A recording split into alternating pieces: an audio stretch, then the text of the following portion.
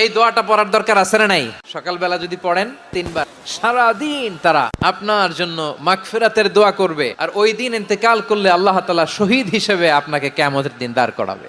আবার সন্ধ্যাবেলায় যদি পড়েন, সারা রাতের জন্য মাগফিরাতের দোয়া করবে। ওই রাতে মারা গেলে শাহাদাতের মৃত্যু নসিব হয়ে যাবে। সকাল সন্ধ্যার যে জিকির, এই জিকিরের অন্তর্ভুক্ত করে নেবেন এই ওয়াজিফাটা। আউযু বিল্লাহি মিনাশ শাইতানির রাজীম। বিসমিল্লাহির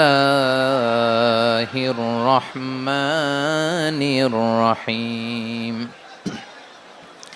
হুয়াল্লাহুল্লাযী লা ইলাহা ইল্লাহু আলিমুল গায়বি ওয়াশ শাহাদাতি হুয়ার রহমানুর রহিম।